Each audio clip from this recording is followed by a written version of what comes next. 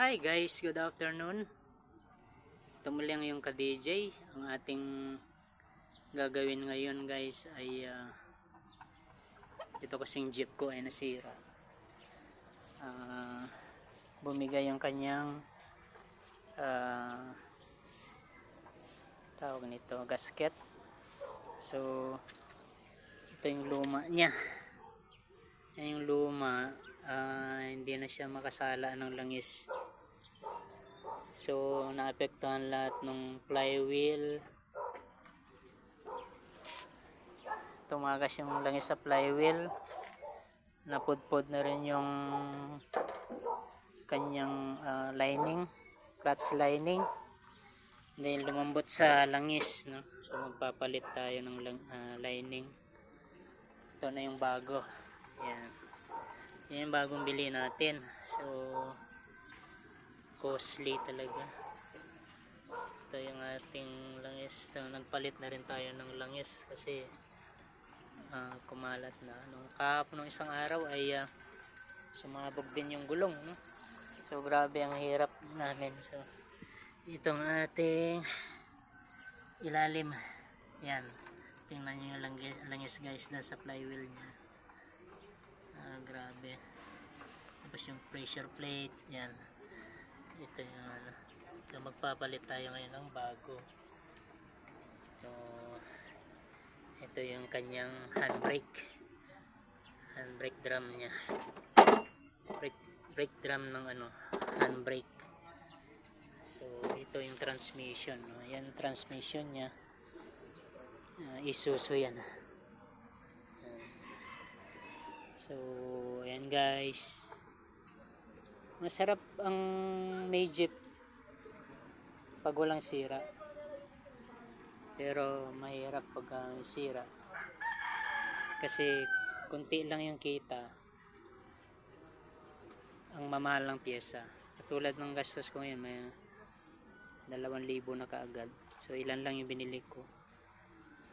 So yun guys, ito rin yung nilagay natin na bago na transmission oil, ang transmission. So yun guys, ito yung ating makina for BC1. Ayan guys, for BC1 ng ating makina. So maganda rin na sa biyaya ng Lord sa tagal ko na nag-jeep, binibigyan tayo ng favor ng Lord na hindi siya nasiraan sa daan. Kumbaga nakakarating sa grahe. Kaya yun guys, tsaga-tsaga lang, malaki ang gastos. Ang masaya dito ay nakikita pa rin natin yung jeep, no? So yan guys, hinuugasan pa natin. Papalit tayo ng bagong langis, bagong lining, bagong gasket. Lilinisan natin. Ano mo guys, oh. So pudpud talaga, nawala yung gatla niya, malapit na siya sa yan, sa rivet, no? Tapos pudpud na rin yan. Yan guys. So under repair natin to, mga pang ilalim nya. Ayan guys, so ating papalitan na yun. For BC1 ang aking makina guys. Yan. So yan, tingnan nyo po yung tagas ng langis, no? Kaya siguro hirap din umandar dahil kumakabyos yung ating starter. Ayan. So mamaya lilinisan natin lahat yan. Ito yung ating cambio. Ayan guys, talagang kinalas lahat. Ayan, yung loob niya. Ang pangalan ng aking jeep ay Genesis.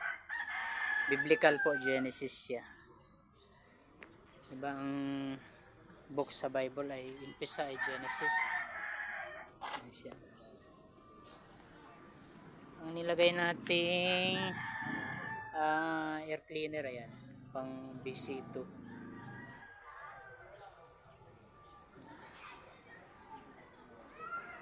Yan ang aking driver.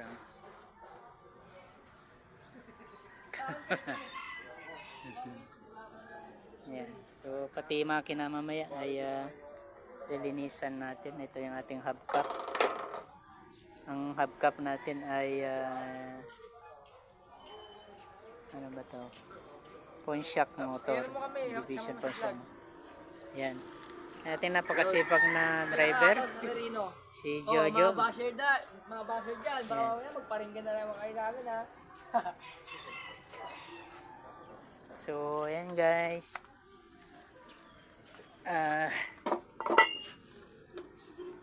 Kunti-kunti lang yung kita natin. Maubos pa sa pyesa.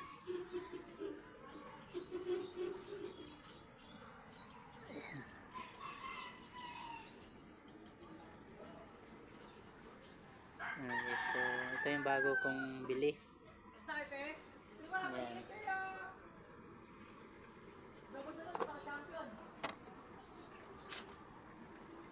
Ito yung nakadikit sa itong side na to.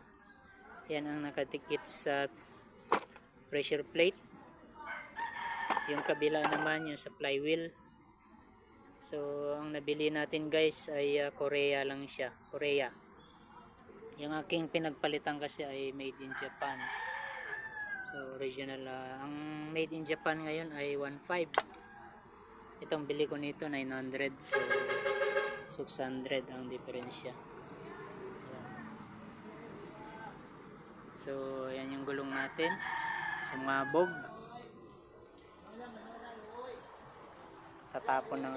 Tama may basura. Tapon na natin to.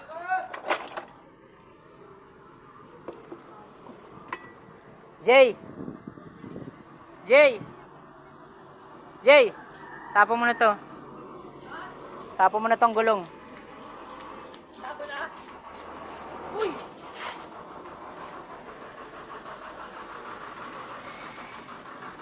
Hey guys, ang tawag dito ay rocker arm. Siya ang magtutulak sa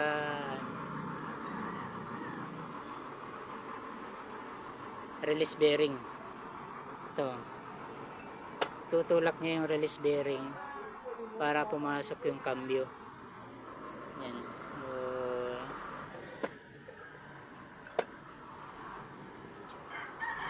Itong bilog na to, pag matuklap yan, palitin na rin siya. Pero ito okay pa. Yan, so hindi pa nagalaw. Okay pa siya.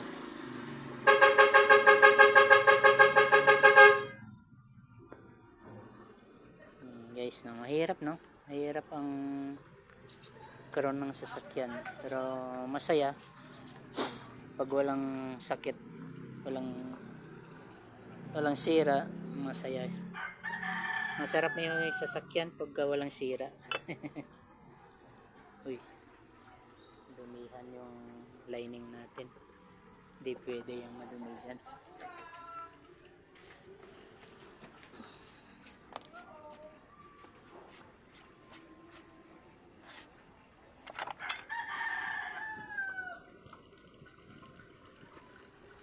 Yan. So, yan, 0-0 talaga. Wala siyang clearance. Pero 0 talaga yung lining. Ayan guys, so ayan ang ating pinagkabalaan ngayong araw na to. Maliit lang tong jeep ko pero nilagyan ko siya ng preno na D5. Tinatawag na nila na air brake no, sa mga sasakyan na malalaki. Parang air brake din ang dating nito. Yan, pagka pinipreno mo yan sumisipol. Pag sumisipol ang ganitong preno, ibig sabihin maganda siya.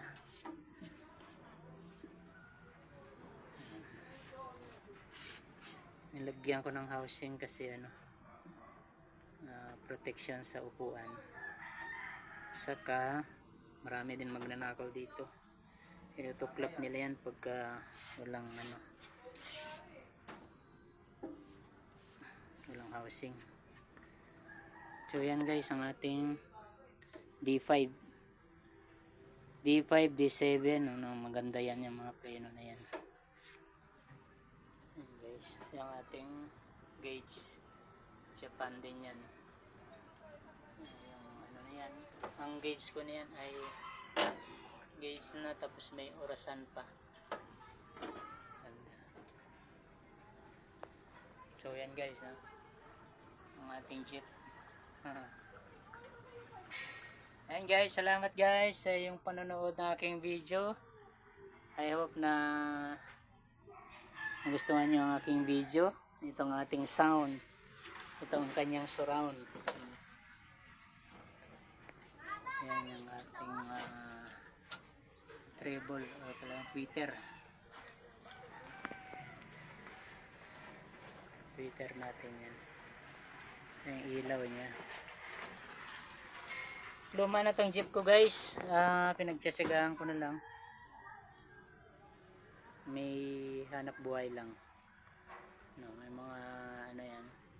Nakabili na rin ako ng plancha, stainless. Mga ilang araw papalitan ko na rin to. Bumili ako ng ano, plain sheet na stainless. Papalitan ko na itong mga butas. Yan guys, grabe no, grabe yung itsura ng jeep ko. Ayan, model nito guys 2019, pero kung ikukumpara mo sa mga ano, mga bago ngayon na pinagmamalaki, wala tayong babanggiting brand. Panalo pa rin ang traditional. Ayan guys, yung transmission na langis niya, transmission oil, palitin na talaga siya. Ayan guys, thank you guys for watching. Hope na may share nyo rin yung aking video para updated po tayo sa mga susunod pa aking video na gagawin. Yan, pati yung handbrake lining natin tinanggal natin, nalilinisan din natin. Nice. Salamat guys, bye bye, thank you for watching, thank you very much. Ito, stabilizer ang tawag dito, tumutulong sa muli para hindi masyadong hirap sa pagbalik pagka nasaldap. Tutulungan niya yung molly para mabilis sumangat. And guys, salamat sa iyong panonood. Thank you and God bless. Bye bye.